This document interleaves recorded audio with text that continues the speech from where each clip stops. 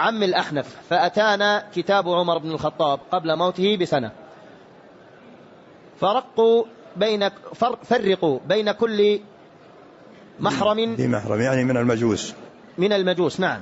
ولم يكن عمر أخذ الجزية من المجوس حتى شهد عبد الرحمن بن عوف أن رسول الله صلى الله عليه وسلم أخذها من مجوس هجر، لأن المجوس ينكحون محارمهم نعوذ بالله.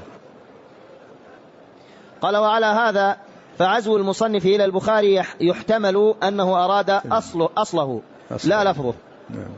ورواه الترمذي والنسائي مختصرا، ورواه عبد الرزاق وأحمد وأبو داود والبيهقي مطولا، ورواه القطيعي في الجزء الثاني من فوائده بزيادة فقال: حدثنا أبو علي بشر بن موسى الأسدي قال حدثنا هوذة بن خليفة قال حدثنا عوف عن عمار مولى بني هاشم عن بجالة بن عبده أنه قال: كتب إلينا عمر بن الخطاب رضي الله عنه أن يعرضوا على من كان قبلكم من المجوس قيب لكم كسر القاف، أن يعرضوا من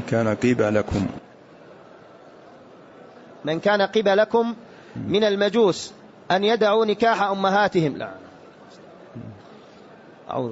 قال: أن يدعوا نكاح أمهاتهم وبناتهم وأخواتهم ويأكلوا جميعا كيما نلحقهم بأهل الكتاب ثم اقتلوا كل كاهن وساحر.